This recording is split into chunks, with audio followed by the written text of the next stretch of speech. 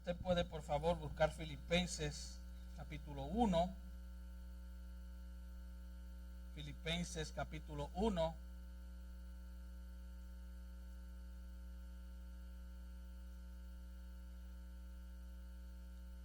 Y vamos a estar considerando en esta mañana los versículos 19 al 21. Filipenses 1, 19 al 21. ¿Lo tenemos? ¿Estamos listos allá atrás? Y así dice la palabra del Señor.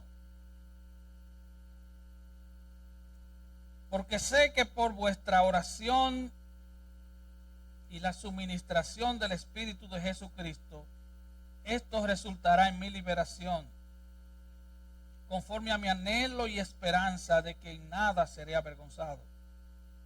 Antes bien, con toda confianza, como siempre, ahora también será magnificado Cristo en mi cuerpo, o por vida o por muerte. Porque para mí el vivir es Cristo y el morir es ganancia. Padre, te damos gracias por tu palabra. Señor, que tu Santo Espíritu en esta mañana tome tu palabra y la aplique a cada corazón, a cada vida. Que vidas sean transformadas, destinos eternos sean cambiados. Que crezcamos un escalón más en nuestro parecer a Cristo. Ayúdanos, Señor. Mira al frágil vaso que trae el mensaje. El mensajero es débil, pero el mensaje es fuerte, es poderoso, da vida a los muertos. Padre, úsalo para tu gloria. En el nombre de Jesús. Amén. Gozo en medio de sombras de muerte. Ese es el tema que le hemos puesto al mensaje de esta mañana. Gozo en medio de sombras de muerte. El apóstol Pablo conocía muy bien el Salmo 23:4, donde dijo David: aunque ande en valle de sombras de muerte, no temeré mal alguno, porque tú estarás conmigo. Pero a diferencia del salmista David, que además fue rey de Israel, Pablo era un mensajero del Evangelio. Pablo era el apóstol a los gentiles. Pablo fue el maestro designado por Dios para llevar el nombre de Cristo en presencia de los gentiles, de los reyes y de los hijos de Israel. Como hemos visto, y porque sé que hay visitas, hemos visto en las últimas 3 semanas a un Pablo preso por 2 años, amarrado con cadenas a un soldado romano 24 horas al día. Hemos visto a un Pablo limitado a todo, no tenía privacidad para nada, pero hemos visto a un Pablo gozoso. ¡Wow! ¿De qué material estaba hecho este hombre? Bueno, él estaba hecho del mismo material de cada cristiano. Para él, las condiciones de prisionero no le importaban. O sea, a él no le importaban las pruebas y los sufrimientos. A él no le importaban las falsas acusaciones, con tal de que la predicación del Evangelio avanzara. Pablo estaba literalmente comprometido con Cristo. Es por eso que en Gálatas 2:20 le escribe: con Cristo estoy juntamente crucificado y ya no vivo yo, ahora vive Cristo en mí, y lo que vivo en la carne lo vivo en la fe del Hijo de Dios, el cual me amó y se entregó a sí mismo por mí. Así que él conocía el amor de Cristo por él. Si hay algo que puede cambiar, transformar radicalmente tu vida, es conocer cuánto te ama Cristo. Es conocer el altísimo, el invaluable precio que Él pagó en esa cruz. Por tu pecado y por el mío. Como alguien dijo, Pablo estaba tan intoxicado con el Evangelio que el Evangelio controlaba todo su ser. Todos los efectos del Evangelio, del Evangelio, de la palabra de Dios lo controlaba. Pablo fue un obrero sufrido por causa de Cristo. Le voy a leer de la Nueva Traducción Viviente algunos de esos sufrimientos. 2 Corintios 11, 23 al 28. Son siervos de Cristo. Sé que sueno como un loco, pero yo lo he servido mucho más. He trabajado con más esfuerzo. Me han encarcelado más seguido. Fui azotado innumerables veces y enfrenté la muerte en repetidas ocasiones.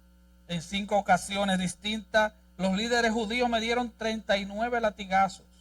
3 veces me azotaron con varas. Una vez fui apedreado. 3 veces sufrí naufragios. Una vez pasé toda una noche y el día siguiente a la deriva en el mar. He estado en muchos viajes muy largos. Enfrenté peligros de ríos y de ladrones. Enfrenté peligros de parte de mi propio pueblo, los judíos, y también de los gentiles. Enfrenté peligros en ciudades, en desiertos, en mares. Enfrenté peligros de hombres que afirman ser creyentes y no lo son. He trabajado con esfuerzo y por largas horas y soporté muchas noches sin dormir. He tenido hambre y sed y a menudo me he quedado sin nada que comer. He temblado de frío sin tener ropa suficiente para mantenerme abrigado. Además de todo eso, a diario llevo la carga de mi preocupación por todas las iglesias. Uno pensaría que después de todo este sufrimiento, lo menos que este hombre diría, y además todas las preocupaciones por la iglesia. Como que eso no es normal. Pero la vida de Pablo se consumía entre Cristo y la iglesia de Cristo. Porque así tan pecadores malos como somos, tan imperfectos como somos, tan débiles como somos, pero la iglesia de Cristo es el centro del corazón de Dios. Tú no puedes amar al novio sin amar a la novia. Tú no puedes amar a Cristo y detestar la iglesia y decir, no, yo amo a Cristo con un amor tremendo, pero la iglesia no. Es imposible. Las iglesias en las que Pablo invirtió gran parte de su vida cayeron en pecado. A veces en pecados graves. Si no, léase 1 y 2 de Corintios. Muchas veces con una teología errónea. Él tenía motivos para estar triste. Él tenía motivos de sobra para quejarse. Además del continuo dolor que él tenía por la perdición de su propio pueblo Israel, en Romanos 9. Él se afligió y estaba triste por su nación. Él tenía tristeza también del amor pastoral no correspondido. Eso es algo normal. Él tuvo la decepción de ver a muchos fieles servidores, ayudantes de él, desertar del ejército de Cristo. Él tenía la contrariedad del mundo impío, de las amenazas contra él y el dolor y la agonía de las lesiones en su cuerpo. Recuerde, Pablo no era un ángel. Pablo era un hombre como usted y yo, un ser humano como usted y yo. Él estuvo en prisión por lo menos 5 veces. Una vez en Jerusalén, una en Cesarea, 2 veces en Roma. Y también estuvo brevemente preso en Filipos. Entonces, cuando llegas al punto más alto de tus pruebas, es cuando realmente conoces el gozo puro de tener comunión con Cristo. Cuando todos se han ido, cuando todos tus recursos se agotan, cuando el agua te llega al cuello, cuando ya no hay alternativas posibles, cuando no hay nadie que te pueda ayudar, entonces es el momento de experimentar una comunión pura, sin ayuda. Es el momento de experimentar el gozo de tener a Cristo. Y ese es el lugar, esa es la estación donde está Pablo. Pablo está encadenado a un soldado romano y estará durante 2 años. Él no conoce la privacidad, él simplemente ve rostros diferentes. Un soldado cada 6 horas, se cambia el soldado, pero no se cambia la cadena, simplemente cambia el soldado. 6 horas después viene el otro soldado, y eso pasa durante semanas, durante meses, durante 2 años. Él ha perdido su libertad, pero él no ha perdido el gozo. La pregunta entonces, ¿de qué material estaba hecho Pablo? Pablo, su vida pertenecía a Cristo. Y la clave de esta sección está en el versículo 18, cuando él dice, en esto me gozo, sí, y me gozaré aún. En esto me gozo. Ok, estoy preso. Están hablando mal de mí, hermanos de la iglesia. Y por si fuera poco, la muerte anda rondando. Porque en cualquier momento podían sacarlo de la cárcel y matarlo.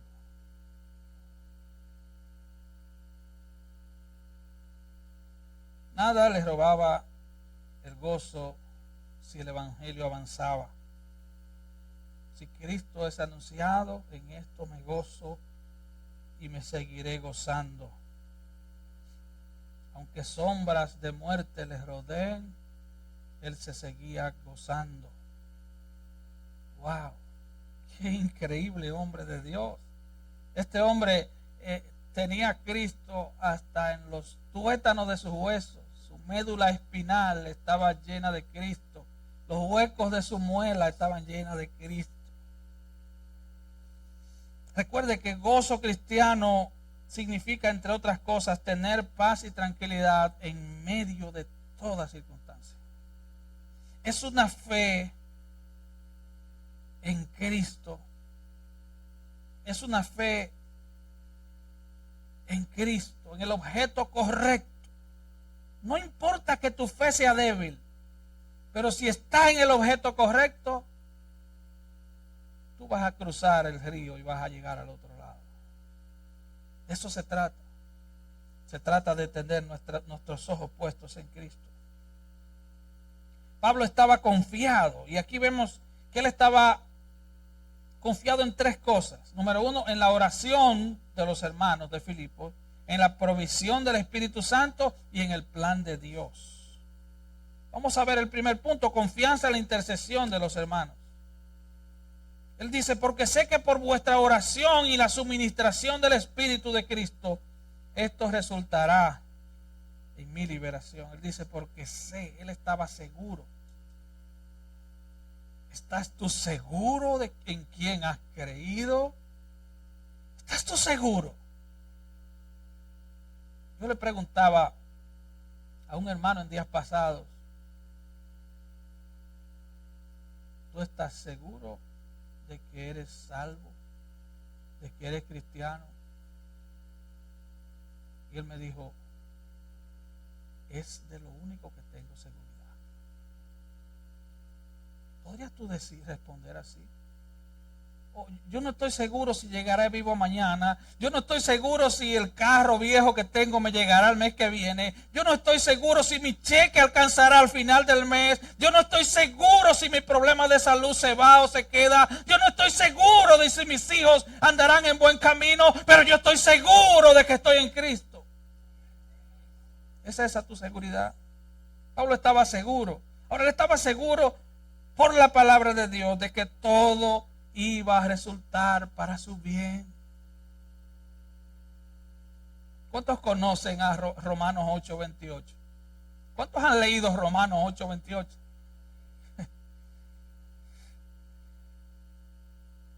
¿Cuántos creen en Romanos 8:28? Recuerda, hice dos preguntas porque tú puedes conocer a Romanos 2:28 donde dice, y sabemos que a los que aman a Dios todas las cosas ayudan para bien. Tú puedes saberlo intelectualmente, pero cuando llega la prueba, el intelecto se va por un hoyo. Cuando llega la prueba, solo queda la fe.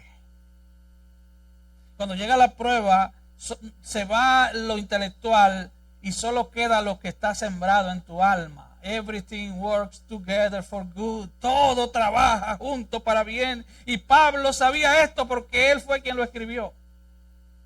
Él sabía que Dios tenía un plan y que cada prueba, cada circunstancia, cada circunstancia, escuche esto, cada circunstancia, a través de su vida, era parte del plan de Dios. Y él dice, porque sé que vuestra oración. En segundo lugar, él confiaba en la oración de los hermanos.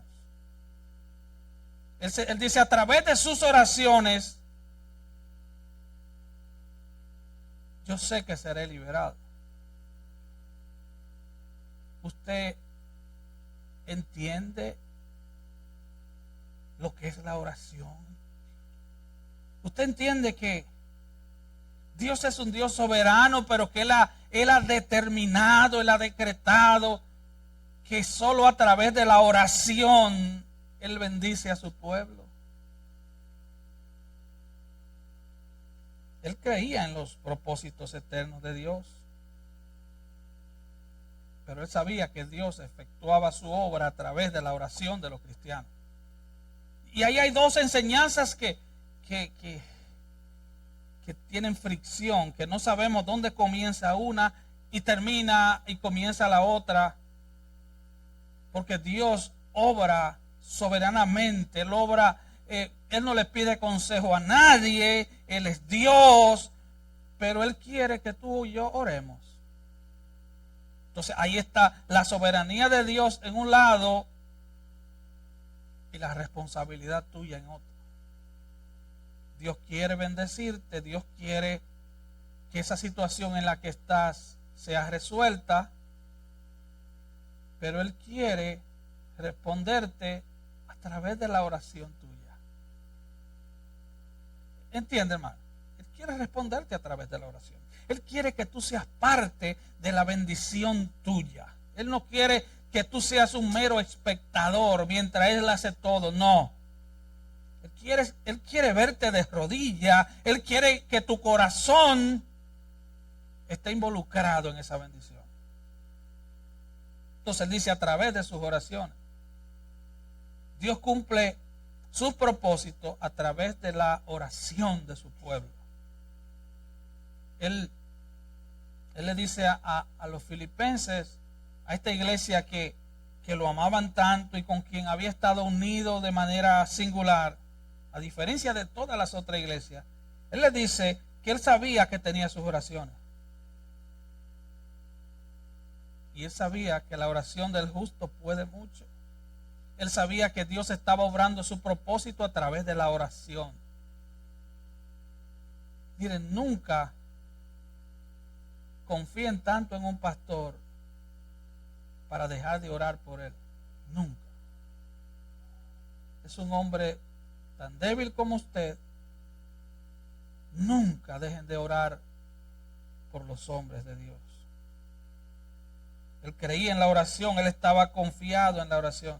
Él llamó a la gente a orar por él. Yo no sé cómo yo veo super ministros en el día de hoy y super pastores y super de todo, que ellos no piden la oración. Ellos quieren presentarse como que son, como que tienen una conexión de Wi-Fi directa con el cielo más que cualquier creyente. Ellos quieren mostrarse como que ellos son súper. Hermano, en el pueblo del Señor no hay nadie súper.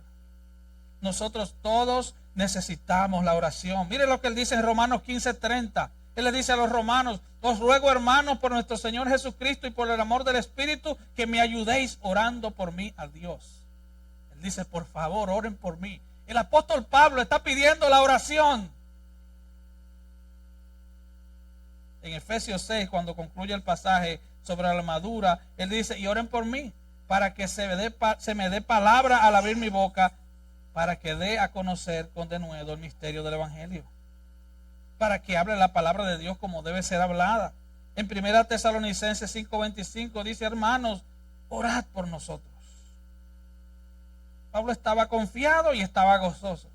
Pablo sabía que había un pueblo orando. Ahora, entendamos algo, Dios es soberano, usted no le va a torcer el pulso a Dios. Dios es Dios. Oiga, esas tres palabras son demasiado profundas para explicarlas, parecen sencillas, pero Dios es Dios. Él es soberano, Él gobierna, Él dirige los asuntos grandes y los asuntos pequeños de su universo y de sus criaturas. Él es Dios, pero Él quiere que tú y yo oremos. Él quiere que te involucres en la bendición que Él quiere darnos. Él estaba confiado y gozoso, porque él sabía por la Biblia que Dios salva al justo. Mire lo que dice Salmo 34:15. Los ojos de Jehová están sobre los justos y atentos sus oídos al clamor de ellos. Salmo 34:17. Claman los justos y Jehová los oye y los libra de todas sus angustias. Pablo conocía el poder de la oración porque era un hombre de oración. Ahora entienda que Dios es soberano. Y usted dirá, bueno, él confiaba en que iba a salir libre o confiaba en que iba a ser libre de su cuerpo cuando lo ejecutaran. Cualquiera de las dos. Una de las dos. Él iba a ser libre. Usted sabe que el día que usted parta de esta tierra, usted va a ser libre de esa enfermedad, ¿verdad?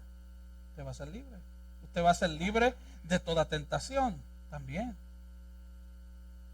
Pero los teólogos no se ponen de acuerdo en qué realidad significaba esa palabra liberado.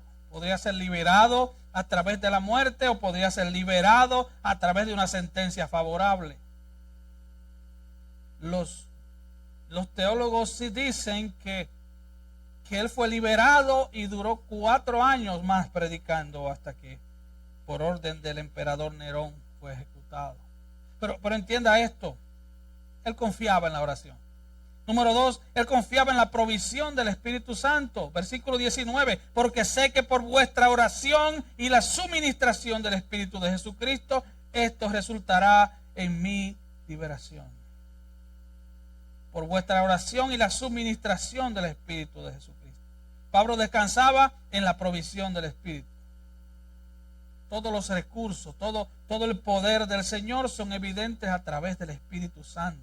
El Espíritu Santo es quien te ayuda y me ayuda a sostenerme en tiempos difíciles. El Espíritu Santo que habita en ti y en mí y en cada creyente es el Espíritu Santo que nos ayuda a permanecer de pie en medio de las tormentas. Es el Espíritu Santo que nos ayuda a mantenernos firmes cuando todo está en contra nuestra. Así que él podría estar confiado en la liberación de la cárcel, en la liberación de su alma a través de la muerte, pero él sabía que le iba a ir bien. Él sabía eso. Él confiaba en que perseveraría hasta el final.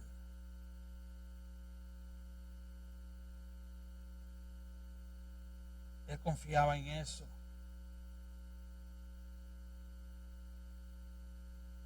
Y número 3, Pablo confiaba en el plan de Dios. El plan de Dios. Dios tiene un plan. Dios tiene un plan. ¿Sabe? Cuando todos nuestros planes fracasan, entonces entra el plan de Dios. Mientras somos tan inteligentes, somos tan brillantes, tenemos unos planes casi perfectos. Solo le falta el casi. Son casi perfectos. Y entonces se nos cae el plan. Alguien dijo, el que no controla todo, no controla nada. El único que tiene total control es Dios. Le pongo un ejemplo sencillo. Usted tiene una cita, tal vez una entrevista de trabajo muy importante, y usted ya se vistió, ya se preparó.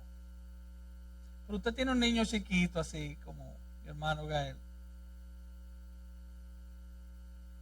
Entonces ese día, a la hora de montarse en el carro, Gael le da la vomitada del año. ¡Wow! ¿A cuántas madres o padres le ha pasado eso? Pero usted está tarde para la cita, que usted tiene un mes esperando, una entrevista de trabajo extremadamente importante, pero un niño de unos meses simplemente bebió mucha leche, no sé qué pasó, pero le arruinó el plan. ¿Se da cuenta que usted no controla nada? Pablo no confiaba en él, Pablo confiaba en Cristo.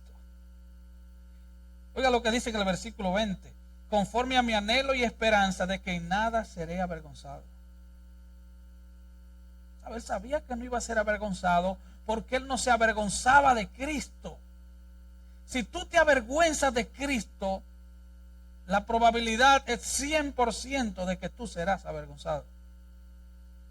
Cada vez que pecamos, lo hacemos porque nos avergonzamos de Cristo, porque elegimos darle la espalda a Cristo. Cada vez que desobedecemos a Dios, lo hacemos porque nos avergonzamos de nuestra fe en Cristo.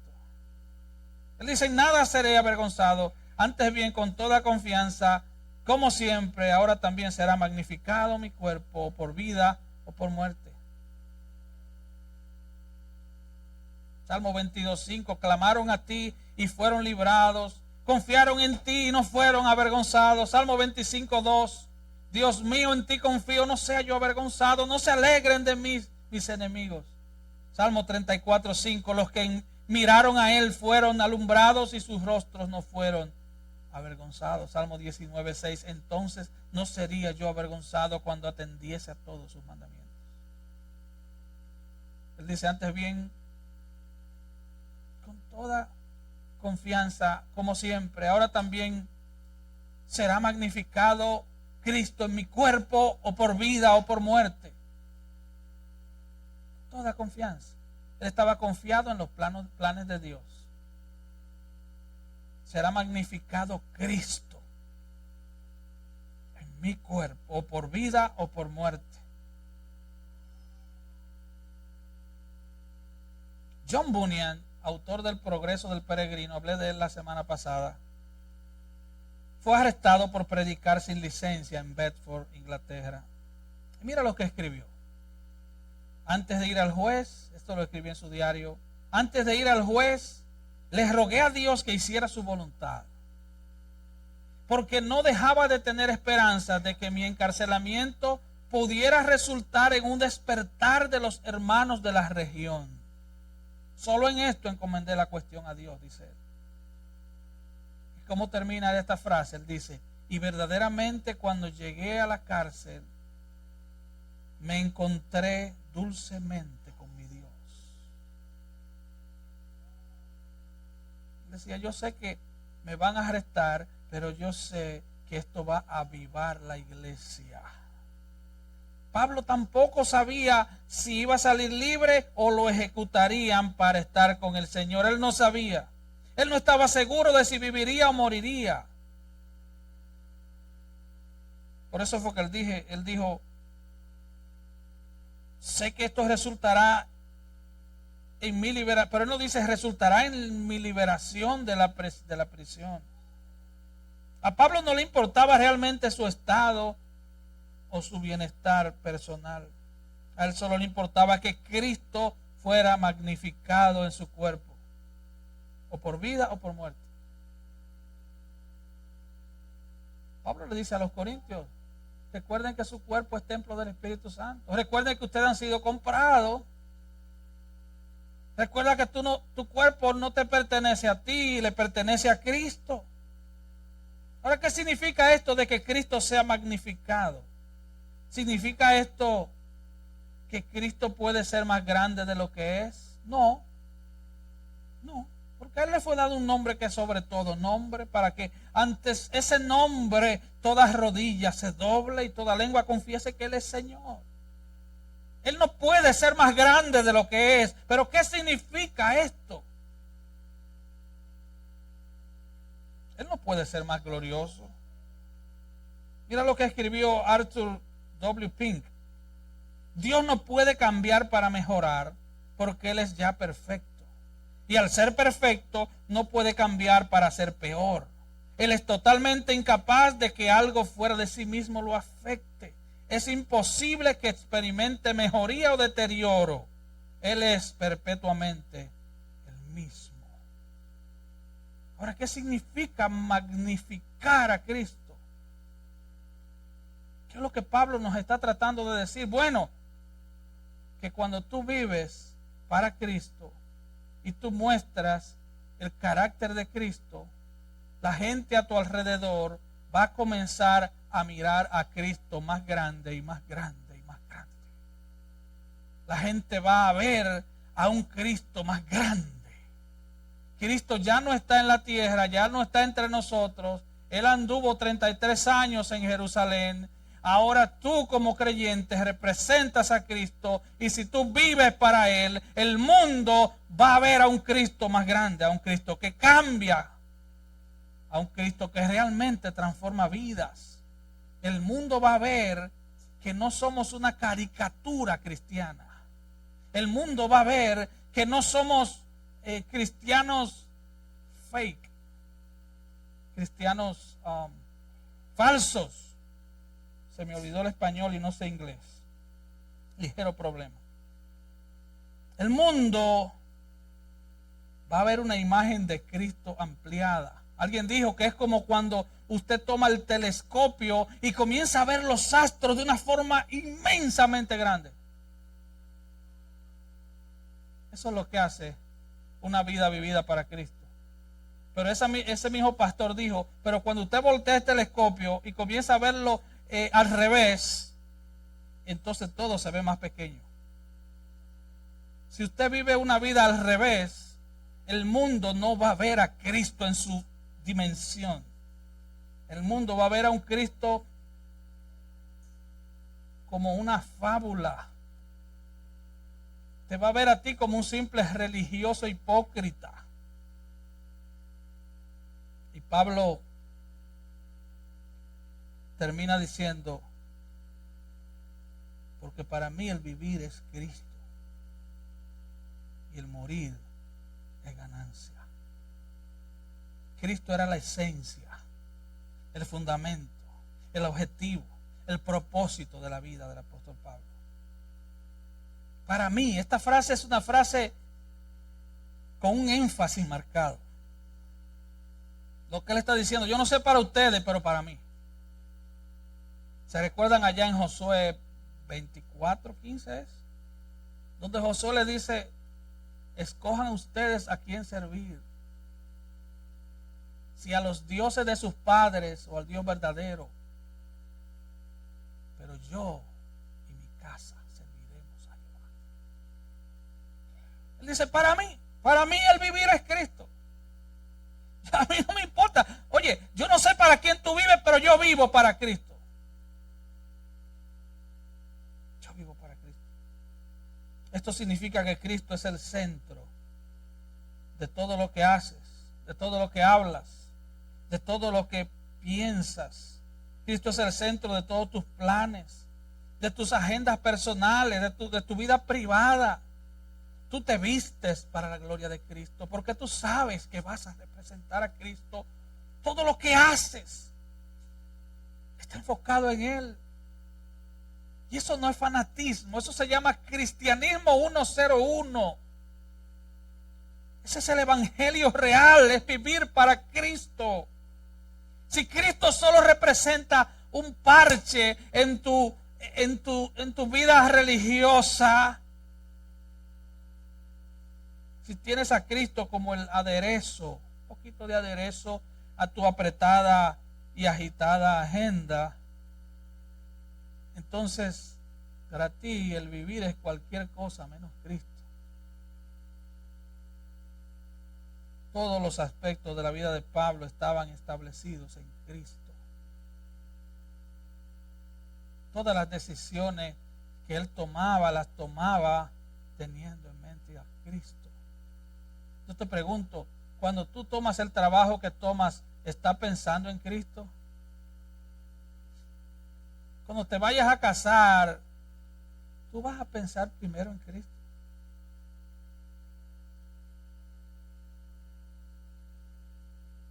Por eso nunca hubo alguna queja en los labios de Pablo.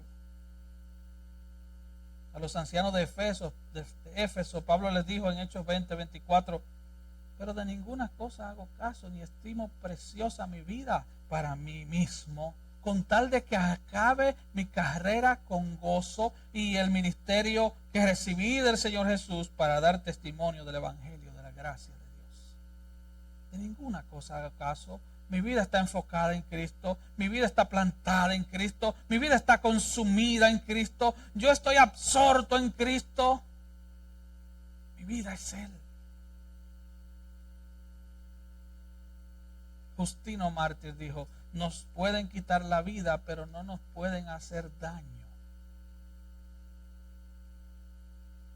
¿Por qué? Bueno, Pablo lo aclaró en Colosenses 3:3. Nuestra vida está escondida con Cristo en Dios.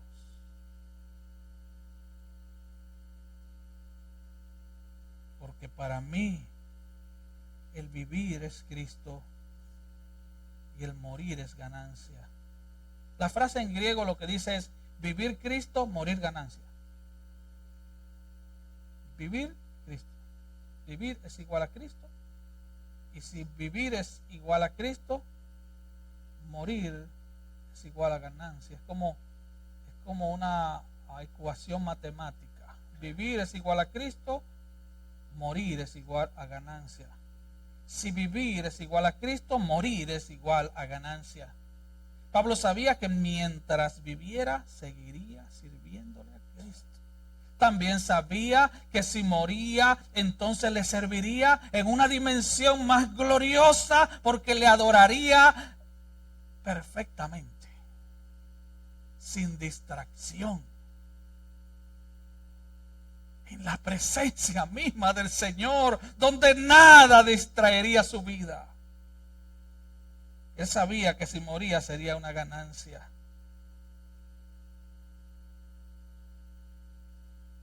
Para ir concluyendo, si para ti el vivir es el dinero,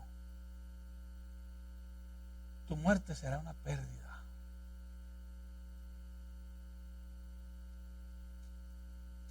Nota que dije vivir.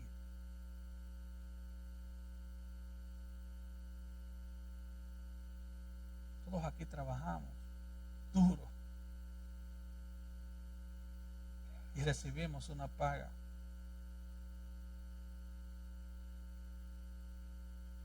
Pero tú vives por ese dinero o tú vives para Cristo. Si para ti el vivir es tu comodidad, entonces tu muerte será una pérdida. Hazte este breve examen en tu mente. Para mí, el vivir es raya en blanco. Llénala en tu mente. Porque solo será ganancia si en esa raya en blanco está Cristo.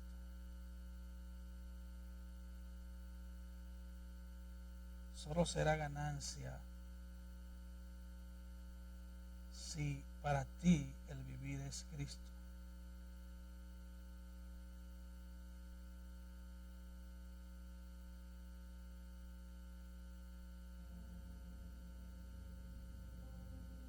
He dicho esto otras veces y no es que tenga Alzheimer, pero quiero repetirlo. Cuando Rockefeller ya era multimillonario, el hombre más rico de Estados Unidos, un periodista le preguntó: ¿hasta dónde quieres llegar? Y él dijo: solo quiero un poco más. Años después Rockefeller muere y al salir del funeral su contador privado es abordado por los periodistas que le preguntan: ¿cuánto dinero dejó el señor Rockefeller? Y el contador le dijo: lo dejó todo. Tremenda pérdida. Si tu vivir es Cristo, te encontrarás con Él, disfrutarás de Él. Si tu vivir es Cristo, tendrás una gran ganancia, porque lo tendrás a Él mismo. Si tu vivir es otra cosa más Cristo, tu vida